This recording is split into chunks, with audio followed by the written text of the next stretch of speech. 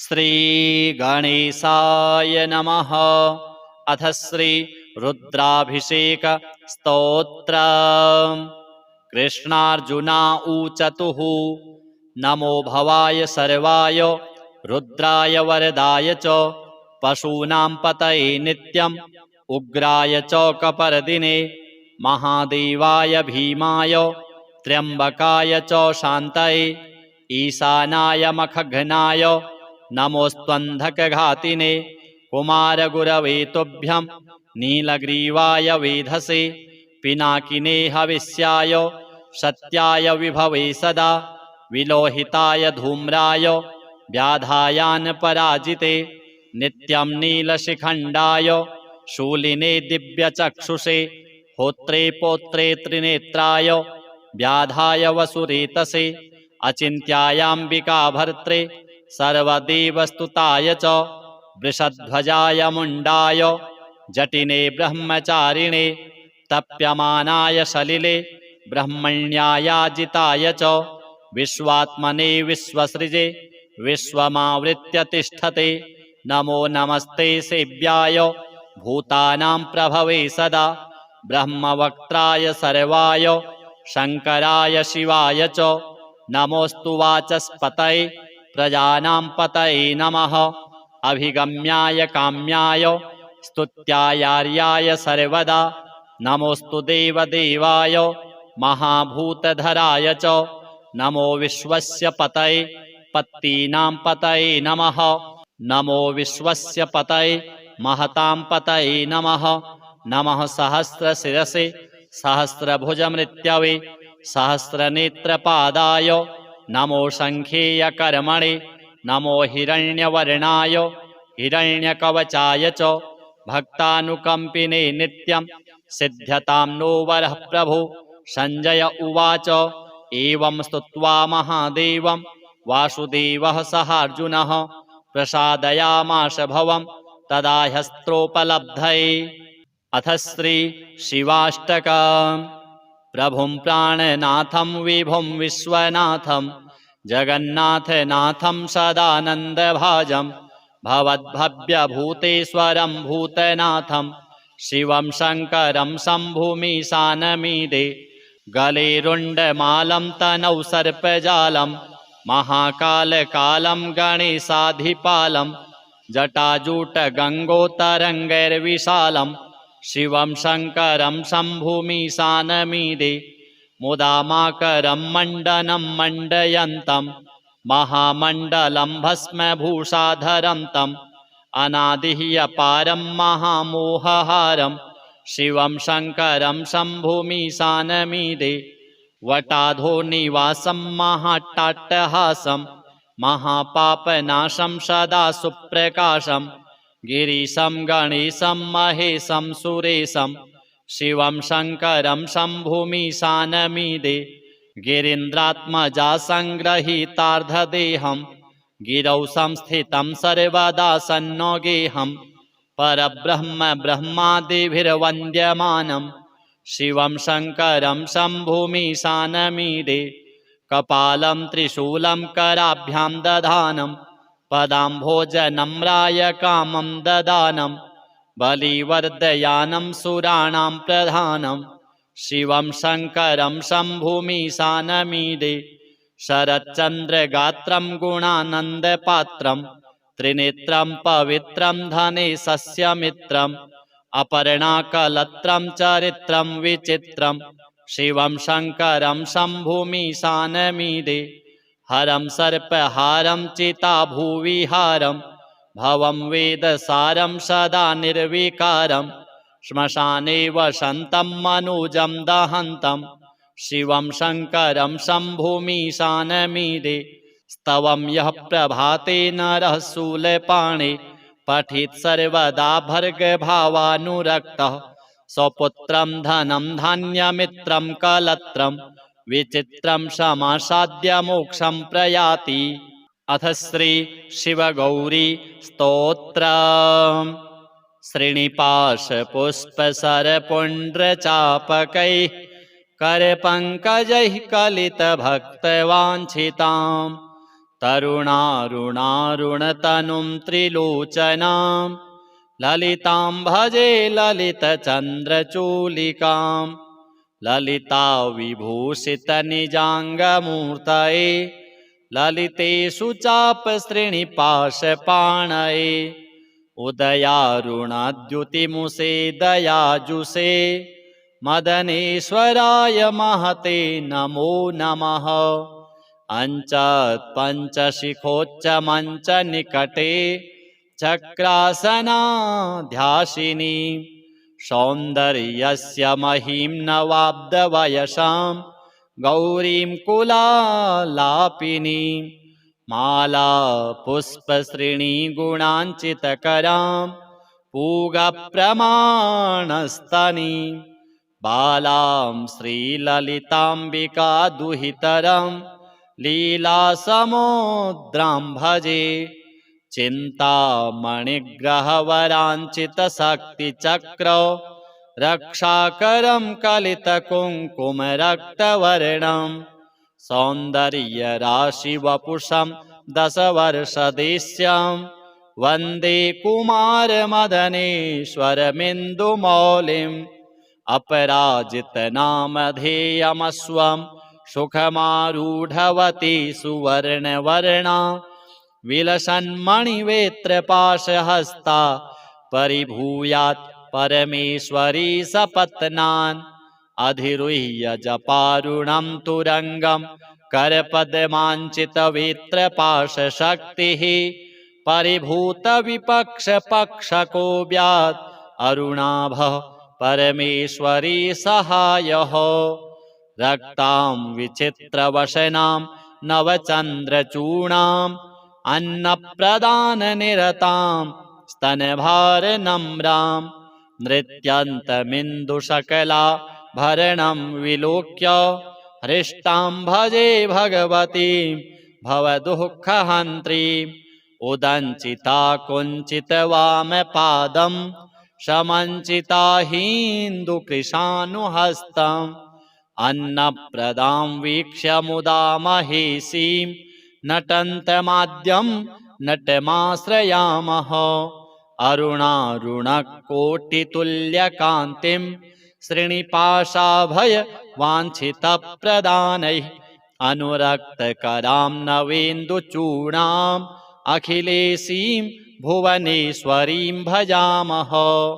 बालेन्दुकलितोत्तंसं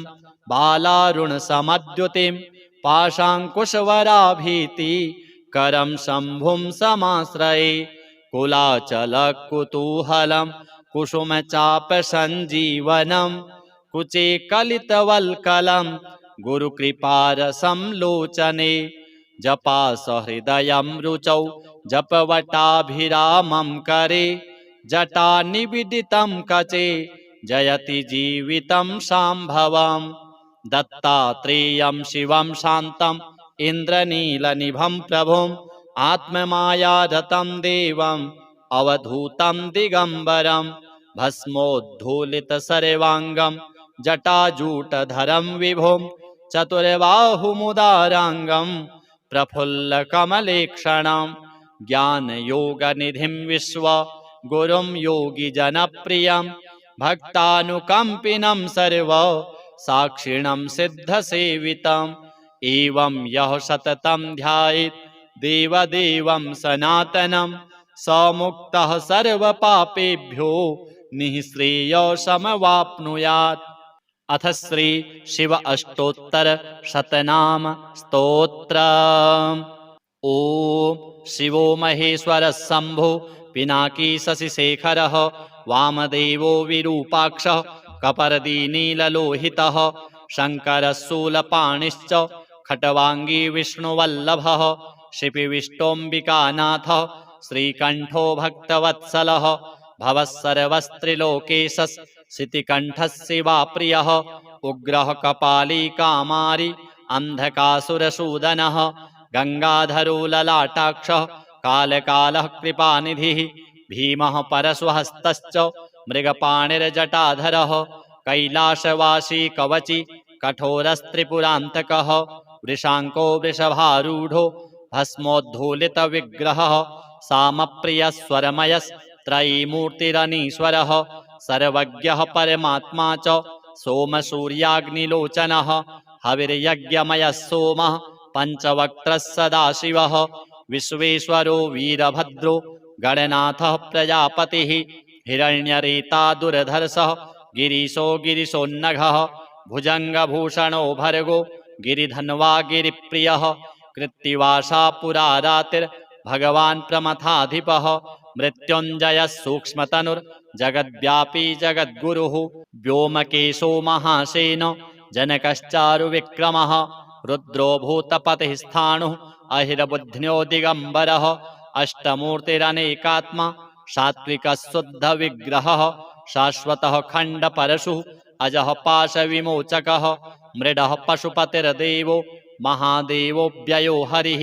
पूषादन्तभिदव्यग्रो दक्षाध्वरहरो हरः भगनेत्रभिदव्यक्तो सहस्राक्षः सहस्रपात् अपवर्गप्रदोऽनन्तस्तारकः परमेश्वरः। अथ श्री विष्णु शतनाम स्तोत्र।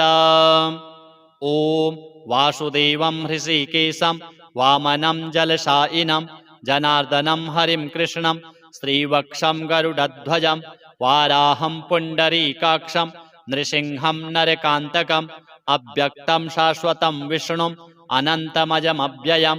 नारायणं गदाध्यक्षं गोविन्दं कीर्तिभाजनं गोवर्धनोद्धरं देवं भूधरं भुवनेश्वरं वेत्तारं यज्ञपुरुषं यज्ञेशं यज्ञवाहकं चक्रपाणिं गदापाणिं शङ्खपाणिं नरोत्तमं वैकुण्ठं दुष्टदमनं भूगर्भं पीतवाससं त्रिविक्रमं त्रिकालज्ञं त्रिमूर्तिं नन्दिकेश्वरं रामं रामं हयग्रीवं भीमं रौद्रं भवोद्भवं श्रीपतिं श्रीधरं श्रीशं मङ्गलं मङ्गलायुधं दामोदरं दमोपेतं केशवं केशिसूदनं वरेण्यं वरदं विष्णुम् आनन्दं वसुदेवजं हिरण्यरेतसं दीप्तं पुराणं पुरुषोत्तमं सकलं निष्कलं शुद्धं निर्गुणं गुणशाश्वतं हिरण्यतनुसङ्काशं सूर्यायुतसमप्रभं मेघश्यामं चतुर्बाहुं कुशलं कमलेक्षणं ज्योतिरूपमरूपं च स्वरूपं रूपसंस्थितं सर्वज्ञं सर्वरूपस्थं सर्वेशं सर्वतोमुखं ज्ञानं कूटस्थमचलं ज्ञानदं परमं प्रभुं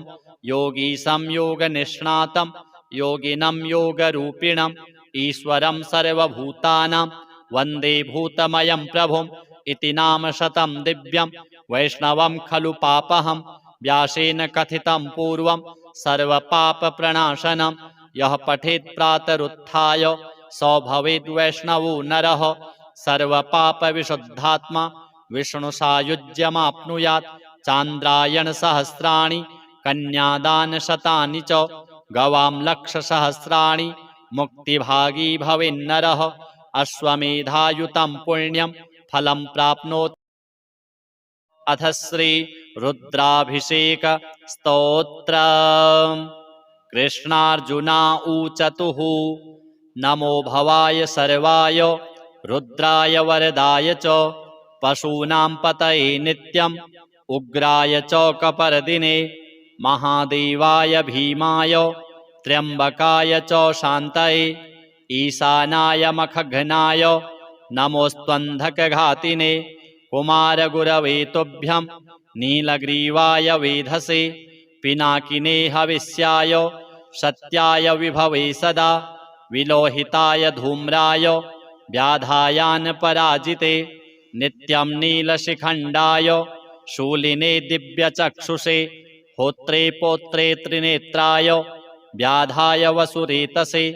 अचिन्त्यायाम्बिका भर्त्रे सर्वदेवस्तुताय च वृषध्वजाय मुण्डाय जटिने ब्रह्मचारिणे तप्यमानाय सलिले ब्रह्मण्यायाजिताय च विश्वात्मने विश्वसृजे विश्वमावृत्य तिष्ठते नमो नमस्ते सेव्याय भूतानां प्रभवे सदा ब्रह्मवक्त्राय सर्वाय शङ्कराय शिवाय च नमोऽस्तु वाचस्पतये प्रजानां पतये नमः अभिगम्याय काम्याय स्तुत्यायार्याय सर्वदा नमोऽस्तु देवदेवाय महाभूतधराय च नमो विश्वस्य पतये पत्तीनां पतये नमः नमो विश्वस्य पतये महतां पतये नमः नमः सहस्रशिरसे सहस्रभुजमृत्यवे सहस्रनेत्रपादाय नमो शङ्खेयकर्मणे नमो हिरण्यवर्णाय हिरण्यकवचाय च भक्तानुकम्पिने नित्यं सिद्ध्यतां नो वरः प्रभो सञ्जय उवाच एवं स्तुत्वा महादेवं वासुदेवः सहार्जुनः प्रसादयामास भवं तदा ह्यस्त्रोपलब्धये अथ श्री शिवाष्टकम् प्रभुं प्राणनाथं विभुं विश्वनाथं जगन्नाथनाथं सदानन्दभाजं भवद्भव्यभूतेश्वरं भूतनाथं शिवं शङ्करं शम्भुमीशानमीडे गले रुण्डमालं तनौ सर्पजालं महाकालकालं गणेशाधिपालं जटाजूटगङ्गोत्तरङ्गैर्विशालं शिवं शङ्करं शम्भुमीशानमीडे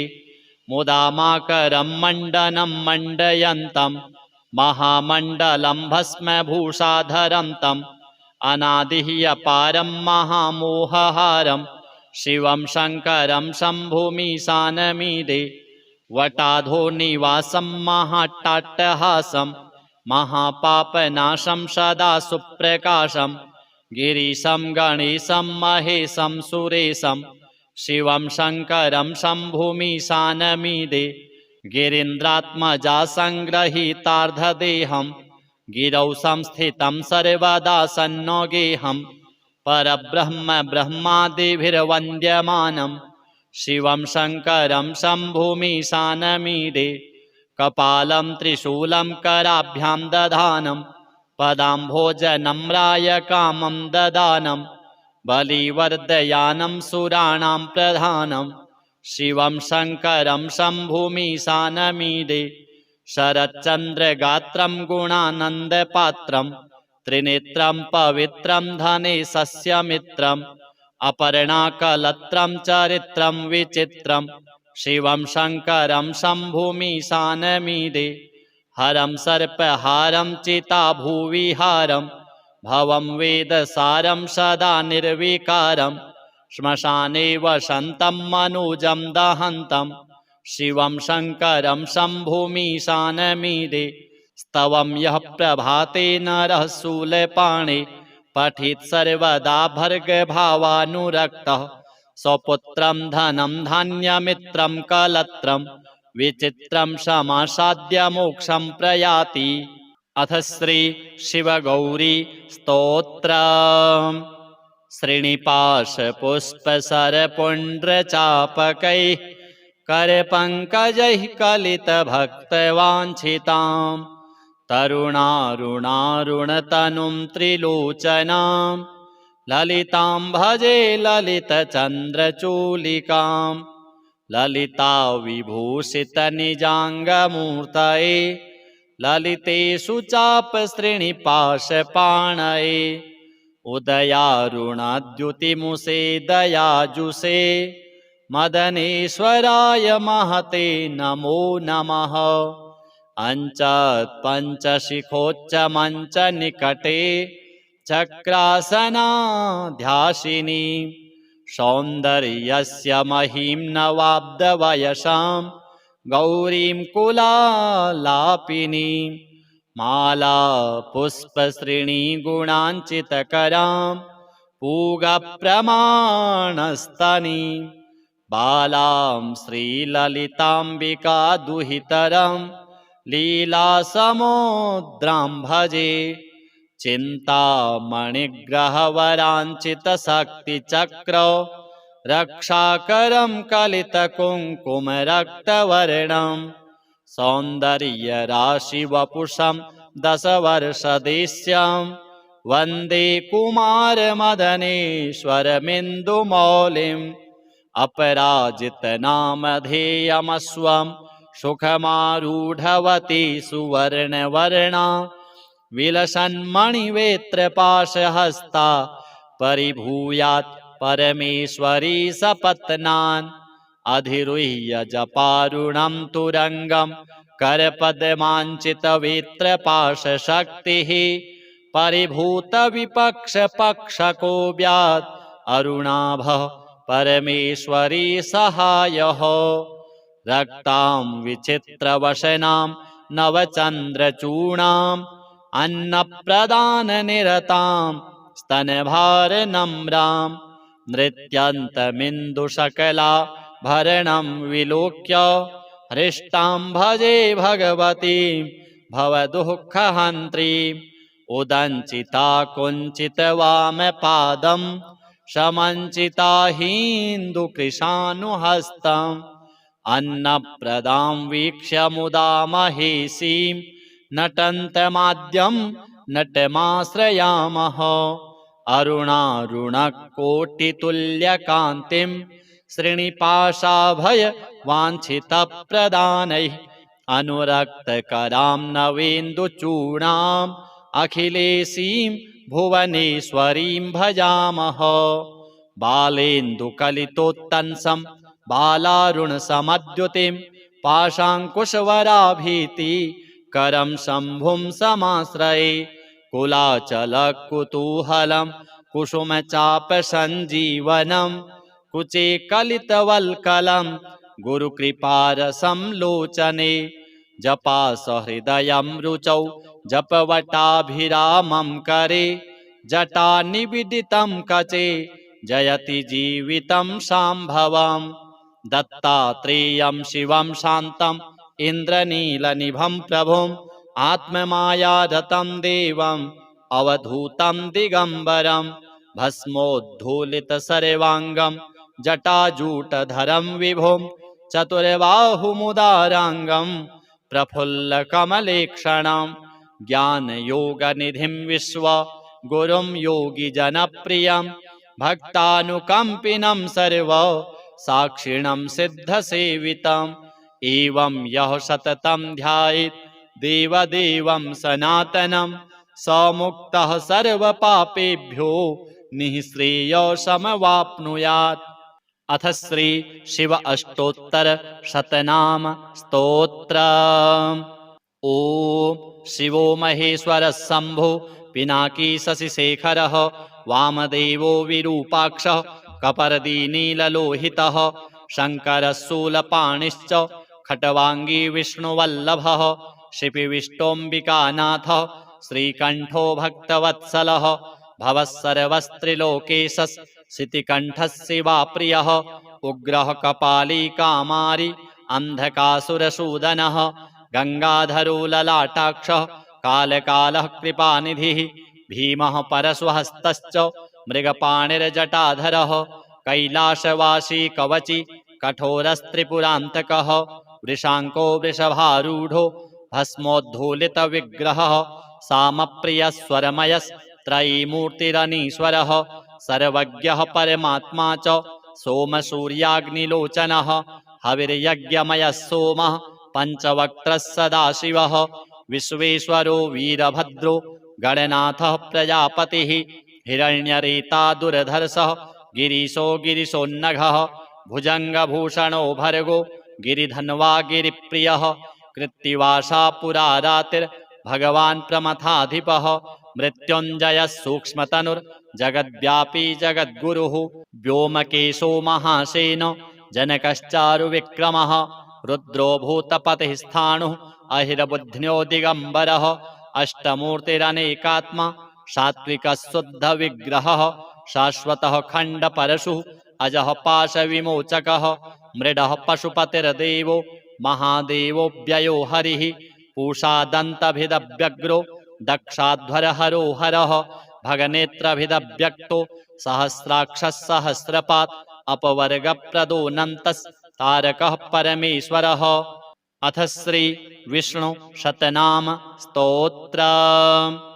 ओम वासुदेवं हृषीकेशं वामनं जलशायिनं जनार्दनं हरिं कृष्णं श्रीवक्षं गरुडध्वजं वाराहं पुण्डरीकाक्षं नृसिंहं नरकान्तकं अव्यक्तं शाश्वतं विष्णुम् अनन्तमजमव्ययम् नारायणं गदाध्यक्षं गोविन्दं कीर्तिभाजनं गोवर्धनोद्धरं देवं भूधरं भुवनेश्वरं वेत्तारं यज्ञपुरुषं यज्ञेशं यज्ञवाहकं चक्रपाणिं गदापाणिं शङ्खपाणिं नरोत्तमं वैकुण्ठं दुष्टदमनं भूगर्भं पीतवाससं त्रिविक्रमं त्रिकालज्ञं त्रिमूर्तिं नन्दिकेश्वरं रामं रामं हयग्रीवं भीमं रौद्रं भवोद्भवं श्रीपतिं श्रीधरं श्रीशं मङ्गलं मङ्गलायुधं दामोदरं दमोपेतं केशवं केशिसूदनं वरेण्यं वरदं विष्णुम् आनन्दं वसुदेवजं हिरण्यरेतसं दीप्तं पुराणं पुरुषोत्तमं सकलं निष्कलं शुद्धं निर्गुणं गुणशाश्वतं हिरण्यतनुसङ्काशं सूर्यायुतसमप्रभं मेघश्यामं चतुर्बाहुं कुशलं कमलेक्षणं ज्योतिरूपमरूपं च स्वरूपं रूपसंस्थितं सर्वज्ञं सर्वरूपस्थं सर्वेशं सर्वतोमुखं ज्ञानं कूटस्थमचलं ज्ञानदं परमं प्रभुं योगीशं योगनिष्णातं योगिनं योगरूपिणम् ईश्वरं सर्वभूतानां वन्दे भूतमयं प्रभुम् इति नाम शतं दिव्यं वैष्णवं खलु पापहं व्यासेन कथितं पूर्वं सर्वपापप्रणाशनं यः पठेत् प्रातरुत्थाय स भवेद्वैष्णवो नरः सर्वपापविशुद्धात्मा विष्णुसायुज्यमाप्नुयात् चान्द्रायणसहस्राणि कन्यादानशतानि च गवां लक्षसहस्राणि मुक्तिभागी भवेन्नरः अश्वमेधायुतं पुण्यं फलं प्राप्नोति। अथ श्री रुद्राभिषेक स्तोत्रम्। कृष्णार्जुना ऊचतुः नमो भवाय सर्वाय रुद्राय वरदाय च पशूनां पतये नित्यम् उग्राय च कपर्दिने महादेवाय भीमाय त्र्यम्बकाय च शान्तये ईशानाय मखघ्नाय नमोऽस्त्वन्धकघातिने कुमारगुरवे तुभ्यं नीलग्रीवाय वेधसे पिनाकिने हविष्याय सत्याय विभवे सदा विलोहिताय धूम्राय व्याधायान्पराजिते नित्यं नीलशिखण्डाय शूलिने दिव्यचक्षुषे होत्रे पोत्रे त्रिनेत्राय व्याधाय वसुरेतसे अचिन्त्यायाम्बिका भर्त्रे सर्वदेवस्तुताय च वृषध्वजाय मुण्डाय जटिने ब्रह्मचारिणे तप्यमानाय सलिले ब्रह्मण्यायाजिताय च विश्वात्मने विश्वसृजे विश्वमावृत्य तिष्ठते नमो नमस्ते सेव्याय भूतानां प्रभवे सदा ब्रह्मवक्त्राय सर्वाय शङ्कराय शिवाय च नमोऽस्तु वाचस्पतये प्रजानां पतये नमः अभिगम्याय काम्याय स्तुत्यायार्याय सर्वदा नमोऽस्तु देवदेवाय महाभूतधराय च नमो विश्वस्य पतये पत्तीनां पतये नमः नमो विश्वस्य पतये महतां पतये नमः नमः सहस्रशिरसे सहस्रभुजमृत्यवे सहस्रनेत्रपादाय नमो शङ्खेयकर्मणे नमो हिरण्यवर्णाय हिरण्यकवचाय च भक्तानुकम्पिने नित्यं सिद्ध्यतां नो वरः प्रभो सञ्जय उवाच एवं स्तुत्वा महादेवं वासुदेवः सहार्जुनः प्रसादयामास भवं तदा ह्यस्त्रोपलब्धये। अथ श्री शिवाष्टकम्। प्रभुं प्राणनाथं विभुं विश्वनाथं जगन्नाथनाथं सदानन्दभाजं भवद्भव्यभूतेश्वरं भूतनाथं शिवं शङ्करं शम्भुमीशानमीदे गलेरुण्डमालं तनौ सर्पजालं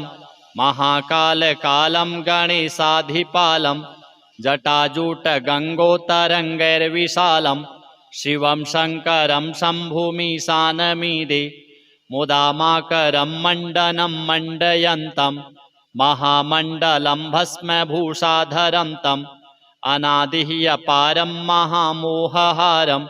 शिवं शङ्करं शम्भुमीशानमीडे वटाधो निवासं महाट्टाट्टहासं महापापनाशं सदा सुप्रकाशं गिरीशं गणेशं महेशं सुरेशं शिवं शङ्करं शम्भुमीशानमीडे गिरीन्द्रात्मजा सङ्ग्रहीतार्धदेहं गिरौ संस्थितं सर्वदा सन्नोगेऽहं परब्रह्म ब्रह्मादिभिर्वन्द्यमानं शिवं शङ्करं शम्भुमीशानमीडे कपालं त्रिशूलं कराभ्यां दधानं पदाम्भोजनम्राय कामं ददानं बलिवर्धयानं सुराणां प्रधानं शिवं शङ्करं शम्भुमीशानमीडे शरच्चन्द्रगात्रं गुणानन्दपात्रं त्रिनेत्रं पवित्रं धनेशस्य मित्रम् अपर्णाकलत्रं चरित्रं विचित्रं शिवं शङ्करं शम्भुमीशानमीडे हरं सर्पहारं चिताभुविहारं भवं वेदसारं सदा निर्विकारं श्मशाने वसन्तं मनुजं दहन्तं शिवं शङ्करं शम्भुमीशानमीडे स्तवं यः प्रभाते नरः शूलपाणे पठित सर्वदा भर्गभावानुरक्तः स्वपुत्रं धनं धान्यमित्रं कलत्रं विचित्रं समासाद्य मोक्षं प्रयाति। अथ श्री शिवगौरी स्तोत्रम्। श्रीनिपाशपुष्पसरपुण्ड्रचापकैः करपङ्कजैः कलितभक्तवाञ्छितां तरुणारुणारुणतनुं त्रिलोचनां ललितां भजे ललितचन्द्रचूलिकां ललिता विभूषितनिजाङ्गमूर्तये ललितेषु चापश्रेणिपाशपाणये उदयारुणाद्युतिमुषे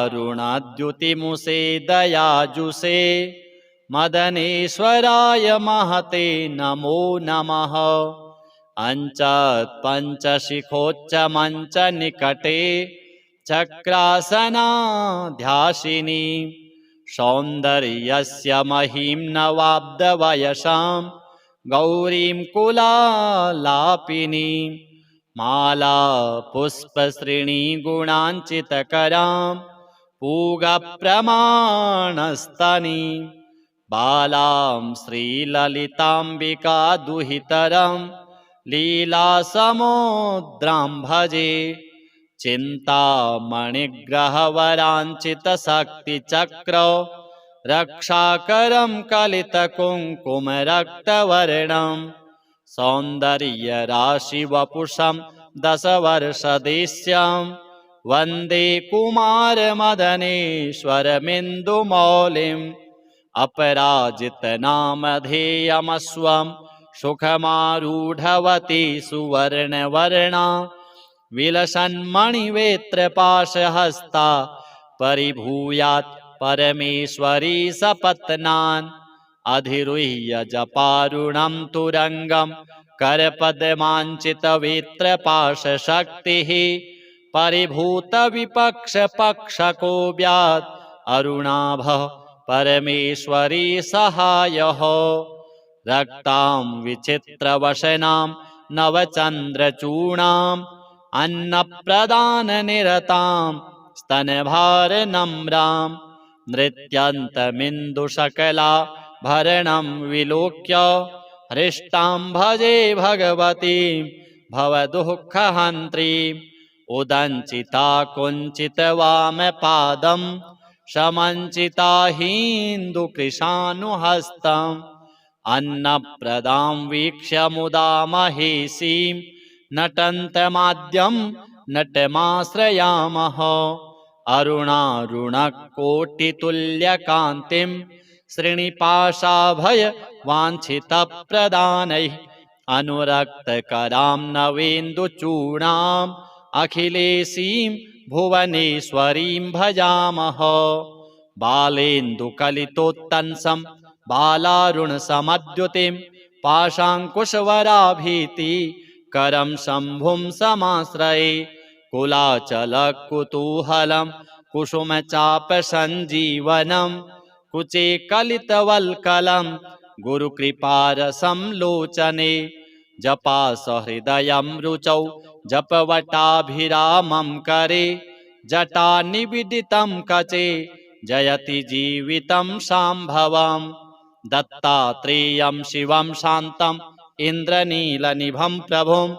आत्ममायारतं देवम् अवधूतं दिगम्बरं भस्मोद्धूलितसर्वाङ्गं जटाजूटधरं विभुं चतुर्बाहुमुदाराङ्गं प्रफुल्लकमलेक्षणं ज्ञानयोगनिधिं विश्वगुरुं योगिजनप्रियं भक्तानुकम्पिनं सर्व साक्षिणं सिद्धसेवितम् एवं यः सततं ध्यायेत् देवदेवं सनातनं स मुक्तः सर्वपापेभ्यो निःश्रेयसमवाप्नुयात्। अथ श्री शिव अष्टोत्तर शतनाम स्तोत्र। ओम शिवो महेश्वरः शंभो पिनाकी शशिशेखरः वामदेवो विरूपाक्षः कपर्दीनीललोहितः शङ्करः शूलपाणिश्च खट्वाङ्गी विष्णुवल्लभः शिपिविष्टोऽम्बिकानाथः श्रीकण्ठो भक्तवत्सलः भवः सर्वस्त्रिलोकेशः शितिकण्ठः शिवाप्रियः उग्रः कपाली कामारी अन्धकासुरसूदनः गङ्गाधरो ललाटाक्षः कालकालः कृपानिधिः भीमः परशुहस्तश्च मृगपाणिर्जटाधरः कैलासवासी कवची कठोरस्त्रिपुरान्तकः वृषाङ्को वृषभारूढो भस्मोद्धूलितविग्रहः सामप्रियस्वरमयस्त्रयीमूर्तिरनीश्वरः सर्वज्ञः परमात्मा च सोमसूर्याग्निलोचनः हविर्यज्ञमयः सोमः पञ्चवक्त्रः सदाशिवः विश्वेश्वरो वीरभद्रो गणनाथः प्रजापतिः हिरण्यरेता दुर्धर्षः गिरीशो गिरिशोन्नघः भुजङ्गभूषणो भर्गो गिरिधन्वा गिरिप्रियः कृत्तिवासा पुरारातिर्भगवान् प्रमथाधिपः मृत्युञ्जयः सूक्ष्मतनुर्जगद्व्यापी जगद्गुरुः व्योमकेशो महासेनो जनकश्चारुविक्रमः रुद्रो भूतपतिः स्थाणुः अहिरबुध्न्यो दिगम्बरः अष्टमूर्तिरनेकात्मा सात्विकः शुद्धविग्रहः शाश्वतः खण्डपरशुः अजः पाशविमोचकः मृडः पशुपतिर्देवो महादेवो व्ययो हरिः पूषादन्तभिदव्यग्रो दक्षाध्वरहरो हरः भगनेत्रभिदव्यक्तो सहस्राक्षः सहस्रपात् अपवर्गप्रदोऽनन्तस्तारकः परमेश्वरः। अथ श्री विष्णु शतनाम स्तोत्र। ओम वासुदेवं हृषीकेशं वामनं जलशायिनं जनार्दनं हरिं कृष्णं श्रीवक्षं गरुडध्वजं वाराहं पुण्डरीकाक्षं नृसिंहं नरकान्तकम् अव्यक्तं शाश्वतं विष्णुम् अनन्तमजमव्ययं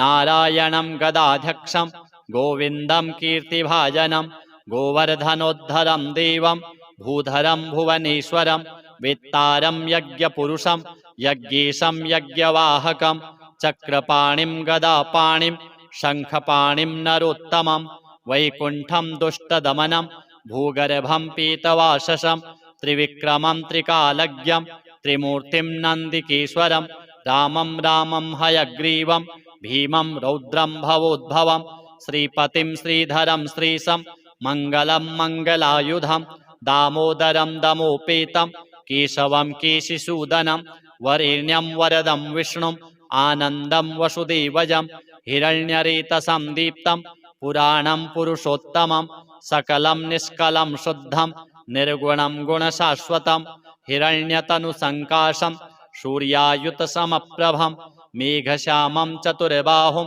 कुशलं कमलेक्षणं ज्योतिरूपमरूपं च स्वरूपं रूपसंस्थितं सर्वज्ञं सर्वरूपस्थं सर्वेशं सर्वतोमुखं ज्ञानं कूटस्थमचलं ज्ञानदं परमं प्रभुं योगीशं योगनिष्णातं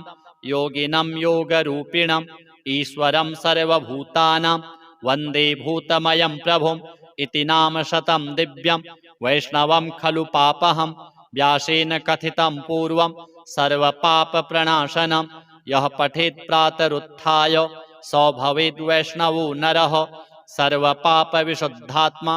विष्णुसायुज्यमाप्नुयात् चान्द्रायणसहस्राणि कन्यादानशतानि च गवां लक्षसहस्राणि मुक्तिभागी भवेन्नरः अश्वमेधायुतं पुण्यं फलं प्राप्नोति। अथ श्री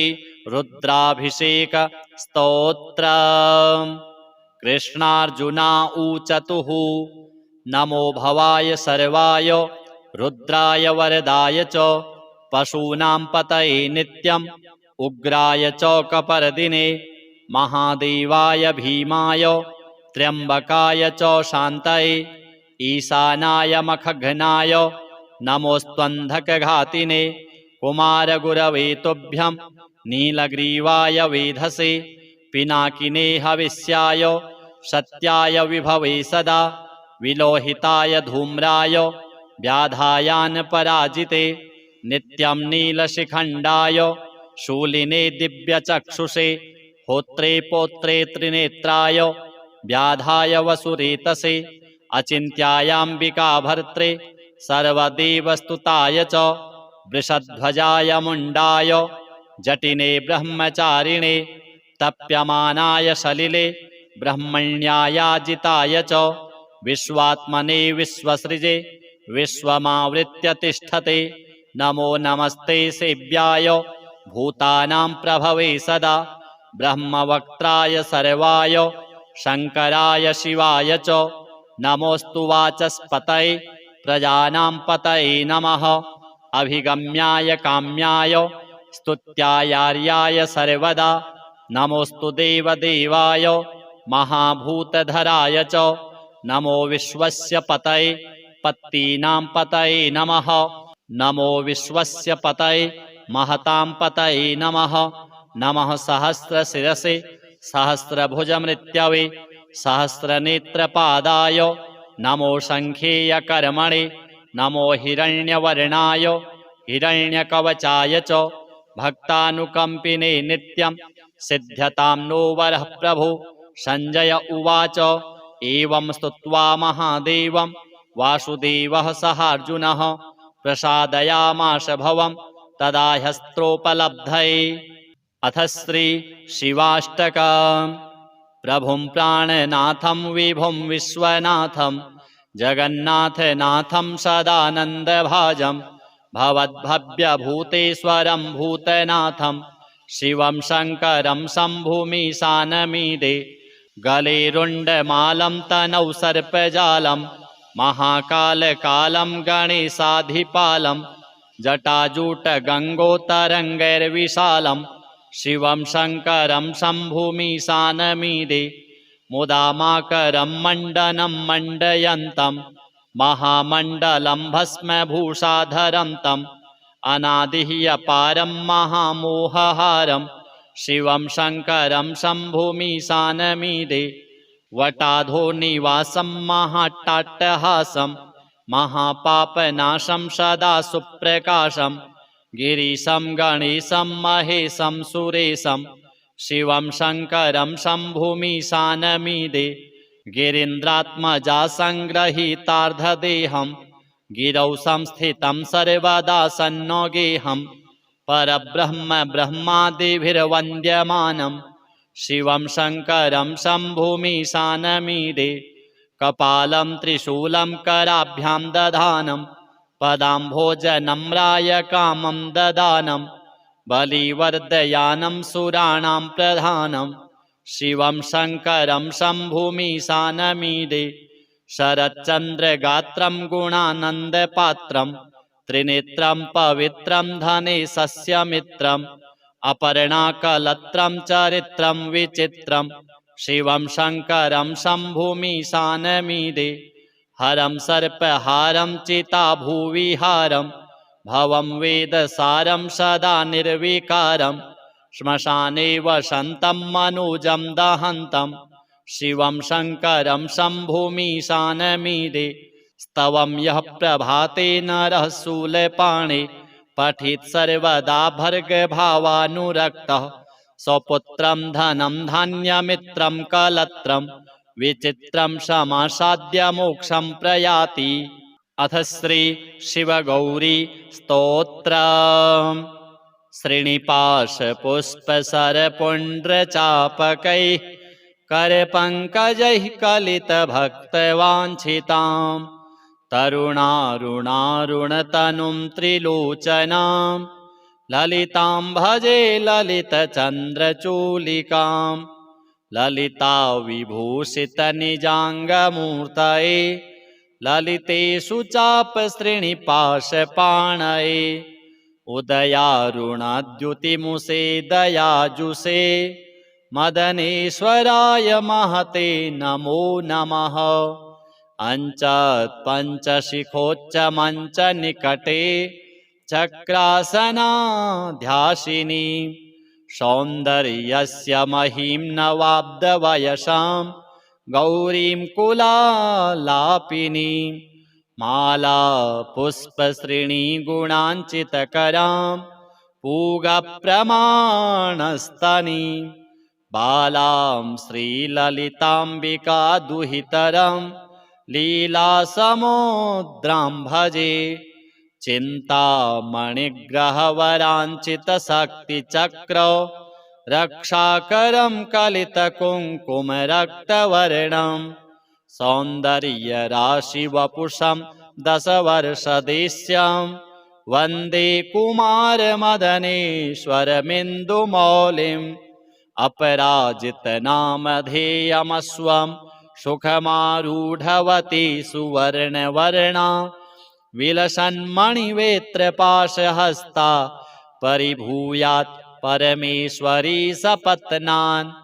अधिरुह्य जपारुणं तुरङ्गं करपद्माञ्चितवेत्रपाशशक्तिः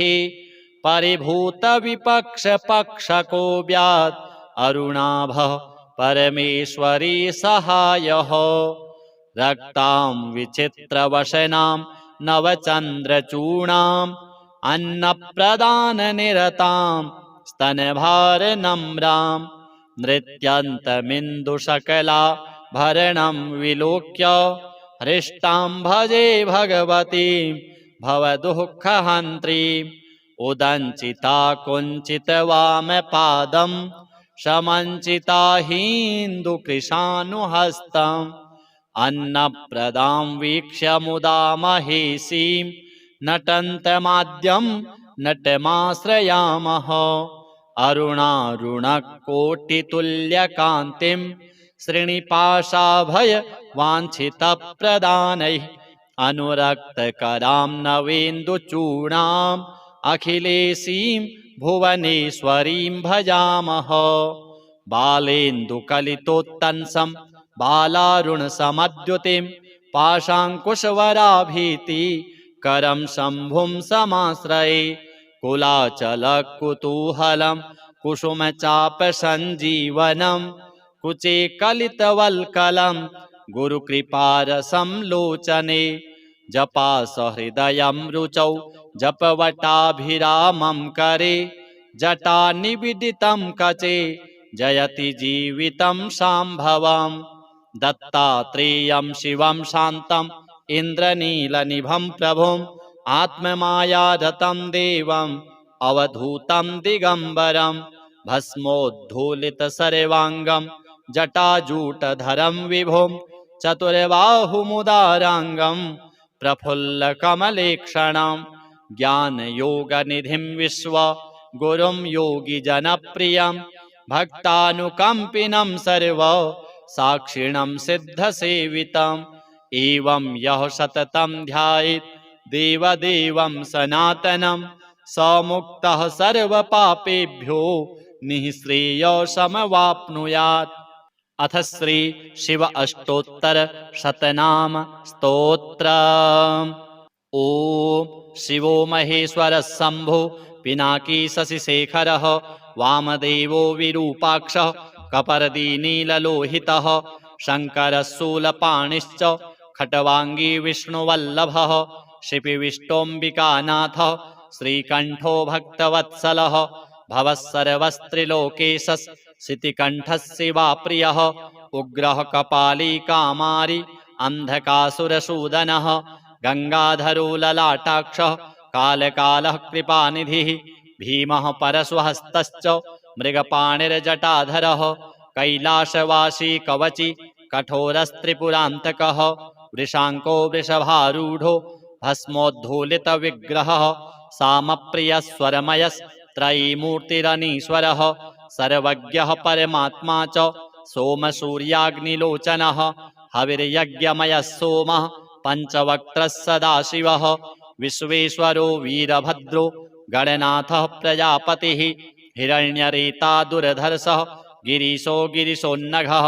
भुजङ्गभूषणो भर्गो गिरिधन्वा गिरिप्रियः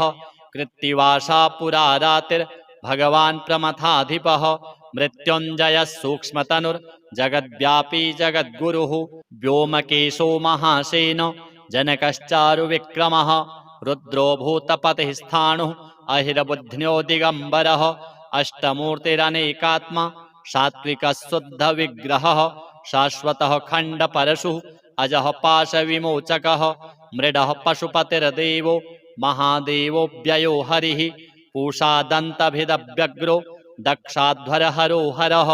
भगनेत्रभिदव्यक्तो सहस्राक्षः सहस्रपात् अपवर्गप्रदोऽनन्तस्तारकः परमेश्वरः। अथ श्री विष्णु शतनाम स्तोत्र।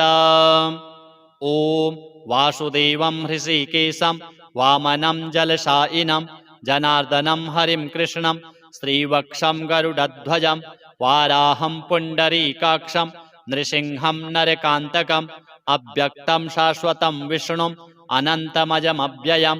नारायणं गदाध्यक्षं गोविन्दं कीर्तिभाजनं गोवर्धनोद्धरं देवं भूधरं भुवनेश्वरं वेत्तारं यज्ञपुरुषं यज्ञेशं यज्ञवाहकं चक्रपाणिं गदापाणिं शङ्खपाणिं नरोत्तमं वैकुण्ठं दुष्टदमनं भूगर्भं पीतवाससं त्रिविक्रमं त्रिकालज्ञं त्रिमूर्तिं नन्दिकेश्वरं रामं रामं हयग्रीवं भीमं रौद्रं भवोद्भवं श्रीपतिं श्रीधरं श्रीशं मङ्गलं मङ्गलायुधं दामोदरं दमोपेतं केशवं केशिसूदनं वरेण्यं वरदं विष्णुम् आनन्दं वसुदेवजं हिरण्यरेतसं दीप्तं पुराणं पुरुषोत्तमं सकलं निष्कलं शुद्धं निर्गुणं गुणशाश्वतं हिरण्यतनुसङ्काशं सूर्यायुतसमप्रभं मेघश्यामं चतुर्बाहुं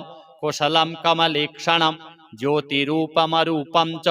स्वरूपं रूपसंस्थितं सर्वज्ञं सर्वरूपस्थं सर्वेशं सर्वतोमुखं ज्ञानं कूटस्थमचलं ज्ञानदं परमं प्रभुं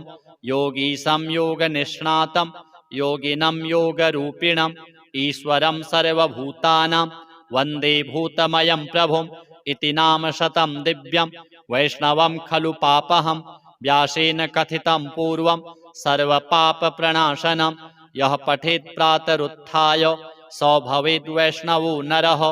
सर्वपापविशुद्धात्मा विष्णुसायुज्यमाप्नुयात् चान्द्रायणसहस्राणि कन्यादानशतानि च गवां लक्षसहस्राणि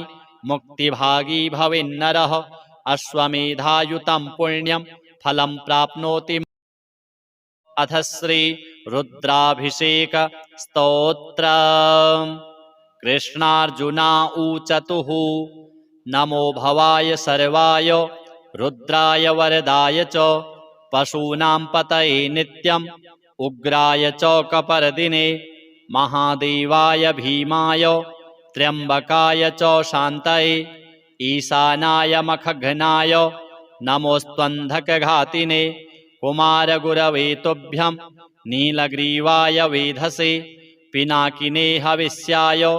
सत्याय विभवे सदा विलोहिताय धूम्राय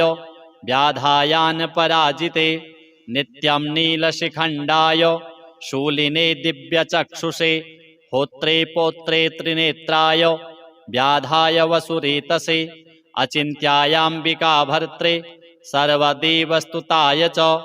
वृषध्वजाय मुण्डाय जटिने ब्रह्मचारिणे तप्यमानाय सलिले ब्रह्मण्यायाजिताय च विश्वात्मने विश्वसृजे विश्वमावृत्य तिष्ठते नमो नमस्ते सेव्याय भूतानां प्रभवे सदा ब्रह्मवक्त्राय सर्वाय शङ्कराय शिवाय च नमोऽस्तु वाचस्पतये प्रजानां पतये नमः अभिगम्याय काम्याय स्तुत्यायार्याय सर्वदा नमोऽस्तु देवदेवाय महाभूतधराय च नमो विश्वस्य पतये पत्तीनां पतये नमः नमो विश्वस्य पतये महतां पतये नमः नमः सहस्रशिरसे सहस्रभुजमृत्यवे सहस्रनेत्रपादाय नमो शङ्खेयकर्मणे नमो हिरण्यवर्णाय हिरण्यकवचाय च भक्तानुकम्पिने नित्यं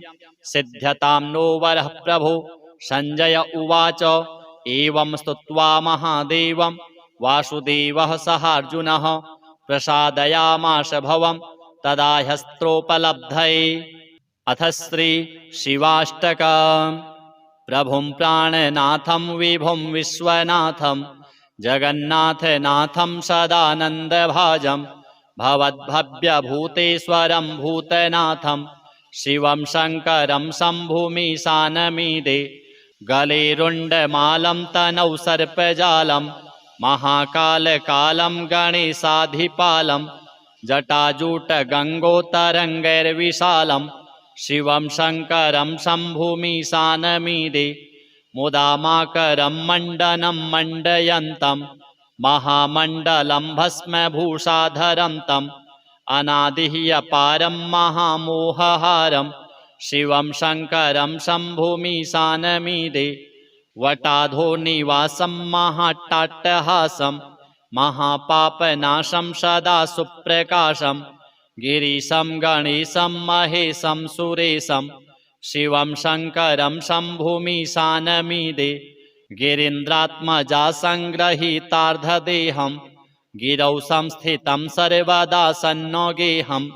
परब्रह्म ब्रह्मादिभिर्वन्द्यमानं शिवं शङ्करं शम्भुमीशानमीदे कपालं त्रिशूलं कराभ्यां दधानं पदाम्भोजनम्राय कामं ददानं बलिवर्धयानं सुराणां प्रधानं शिवं शङ्करं शम्भुमीशानमीदे शरच्चन्द्रगात्रं गुणानन्दपात्रं त्रिनेत्रं पवित्रं धनेशस्य मित्रम् अपर्णाकलत्रं चरित्रं विचित्रं शिवं शङ्करं शम्भुमीशानमीदे हरं सर्पहारं चिताभुविहारं भवं वेदसारं सदा निर्विकारं श्मशाने वसन्तं मनुजं दहन्तं शिवं शङ्करं शम्भुमीशानमीदे स्तवं यः प्रभाते नरः शूलपाणे पठेत् सर्वदा भर्गभावानुरक्तः स्वपुत्रं धनं धान्यमित्रं कलत्रं विचित्रं समासाद्य मोक्षं प्रयाति अथ श्री शिवगौरी स्तोत्रम् श्रीनिपाशपुष्पसरपुण्ड्रचापकैः करपङ्कजैः कलितभक्तवाञ्छितां तरुणारुणारुणतनुं त्रिलोचनां ललितां भजे ललितचन्द्रचूलिकां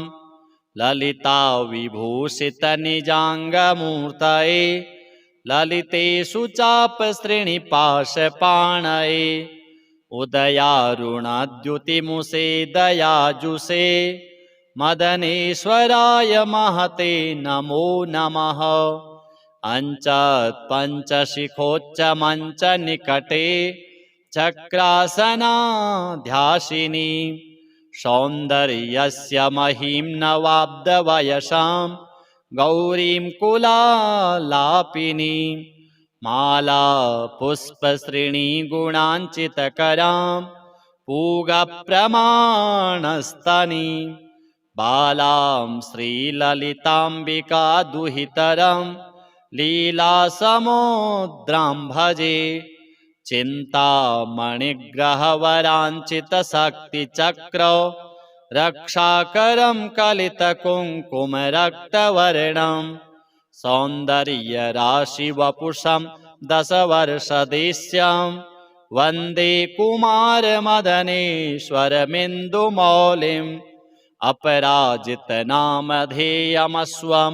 सुखमारूढवती सुवर्णवर्णा विलसन्मणिवेत्रपाशहस्ता परिभूयात् परमेश्वरी सपत्नान् अधिरुह्य जपारुणं तुरङ्गं करपद्माञ्चितवेत्रपाशशक्तिः परिभूतविपक्षपक्षको व्यात् अरुणाभः परमेश्वरी सहायः रक्तां विचित्रवशनां नवचन्द्रचूर्णाम् अन्नप्रदाननिरतां स्तनभारनम्रां नृत्यन्तमिन्दुशकलाभरणं विलोक्य हृष्टां भजे भगवतीं भवदुःखहन्त्रीम् उदञ्चिता कुञ्चितवामपादं समञ्चिता हिन्दुकृशानुहस्तम् अन्नप्रदां वीक्ष्य मुदा महेशीं नटन्तमाद्यं नटमाश्रयामः अरुणारुणकोटितुल्यकान्तिं श्रीनिपाशाभयवाञ्छितप्रदानैः अनुरक्तकरां नवेन्दुचूर्णाम् अखिलेशीं भुवनेश्वरीं भजामः बालेन्दुकलितोत्तंसं बालारुणसमद्युतिं पाशाङ्कुशवराभीति करं शम्भुं समाश्रये कुलाचलकुतूहलं कुसुमचापसञ्जीवनं कुचे कलितवल्कलं गुरुकृपारसंलोचने जपासहृदयं रुचौ जपवटाभिरामं करे जटानिविदितं कचे जयति जीवितं शाम्भवम् दत्तात्रेयं शिवं शान्तं इन्द्रनीलनिभं प्रभुम् आत्ममायारतं देवम् अवधूतं दिगम्बरं भस्मोद्धूलितसर्वाङ्गं जटाजूटधरं विभुं चतुर्बाहुमुदाराङ्गं प्रफुल्लकमलेक्षणं ज्ञानयोगनिधिं विश्वगुरुं योगिजनप्रियं भक्तानुकम्पिनं सर्वसाक्षिणं सिद्धसेवितम् एवं यः सततं ध्यायेत् देवदेवं सनातनं स मुक्तः सर्वपापेभ्यो निःश्रेयसमवाप्नुयात्। अथ श्री शिव अष्टोत्तर शतनाम स्तोत्र। ओम शिवो महेश्वर शंभो पिनाकी शशिशेखरः वामदेवो विरूपाक्षः कपर्दीनीललोहितः शङ्करः शूलपाणिश्च खट्वाङ्गी विष्णुवल्लभः शिपिविष्टोऽम्बिकानाथः श्रीकण्ठो भक्तवत्सलः भवः सर्वस्त्रिलोकेशः शितिकण्ठः शिवाप्रियः उग्रः कपाली कामारी अन्धकासुरसूदनः गङ्गाधरो ललाटाक्षः कालकालः कृपानिधिः भीमः परशुहस्तश्च मृगपाणिर्जटाधरः कैलासवासी कवची कठोरस्त्रिपुरान्तकः वृषाङ्को वृषभारूढो भस्मोद्धूलितविग्रहः सामप्रियस्वरमयस्त्रयीमूर्तिरनीश्वरः सर्वज्ञः परमात्मा च सोमसूर्याग्निलोचनः हविर्यज्ञमयः सोमः पञ्चवक्त्रः सदाशिवः विश्वेश्वरो वीरभद्रो गणनाथः प्रजापतिः हिरण्यरेता दुर्धर्षः गिरीशो गिरिशोन्नघः भुजङ्गभूषणो भर्गो गिरिधन्वा गिरिप्रियः कृत्तिवासा पुरारातिर्भगवान् प्रमथाधिपः मृत्युञ्जयः सूक्ष्मतनुर्जगद्व्यापी जगद्गुरुः व्योमकेशो महासेनो जनकश्चारुविक्रमः रुद्रो भूतपतिः स्थाणुः अहिरबुध्न्यो दिगम्बरः अष्टमूर्तिरनेकात्मा सात्विकः शुद्धविग्रहः शाश्वतः खण्डपरशुः अजः पाशविमोचकः मृडः पशुपतिर्देवो महादेवो व्ययो हरिः पूषादन्तभिदव्यग्रो दक्षाध्वरहरो हरः भगनेत्रभिदव्यक्तो सहस्राक्षः सहस्रपात् अपवर्गप्रदोऽनन्तस्तारकः परमेश्वरः। अथ श्री विष्णु शतनाम स्तोत्र। ओम वासुदेवं हृषीकेशं वामनं जलशायिनं जनार्दनं हरिं कृष्णं श्रीवक्षं गरुडध्वजं वाराहं पुण्डरीकाक्षं नृसिंहं नरकान्तकम् अव्यक्तं शाश्वतं विष्णुम् अनन्तमजमव्ययं नारायणं गदाध्यक्षं गोविन्दं कीर्तिभाजनं गोवर्धनोद्धरं देवं भूधरं भुवनेश्वरं वेत्तारं यज्ञपुरुषं यज्ञेशं यज्ञवाहकं चक्रपाणिं गदापाणिं शङ्खपाणिं नरोत्तमं वैकुण्ठं दुष्टदमनं भूगर्भं पीतवाससं त्रिविक्रमं त्रिकालज्ञं त्रिमूर्तिं नन्दिकेश्वरं रामं रामं हयग्रीवं भीमं रौद्रं भवोद्भवं श्रीपतिं श्रीधरं श्रीशं मङ्गलं मङ्गलायुधं दामोदरं दमोपेतं केशवं केशिसूदनं वरेण्यं वरदं विष्णुम् आनन्दं वसुदेवजं हिरण्यरेतसं दीप्तं पुराणं पुरुषोत्तमं सकलं निष्कलं शुद्धं निर्गुणं गुणशाश्वतं हिरण्यतनुसङ्काशं सूर्यायुतसमप्रभं मेघश्यामं चतुर्बाहुं कुशलं कमलेक्षणं ज्योतिरूपमरूपं च स्वरूपं रूपसंस्थितं सर्वज्ञं सर्वरूपस्थं सर्वेशं सर्वतोमुखं ज्ञानं कूटस्थमचलं ज्ञानदं परमं प्रभुं योगीशं योगनिष्णातं योगिनं योगरूपिणम् ईश्वरं सर्वभूतानां वन्दे भूतमयं प्रभुम् इति नाम शतं दिव्यं वैष्णवं खलु पापहं व्यासेन कथितं पूर्वं सर्वपापप्रणाशनं यः पठेत् प्रातरुत्थाय स भवेद् वैष्णवो नरः सर्वपापविशुद्धात्मा विष्णुसायुज्यमाप्नुयात् चान्द्रायणसहस्राणि कन्यादानशतानि च गवां लक्षसहस्राणि मुक्तिभागी भवेन्नरः अश्वमेधायुतं पुण्यं फलं प्राप्नोति मानवः।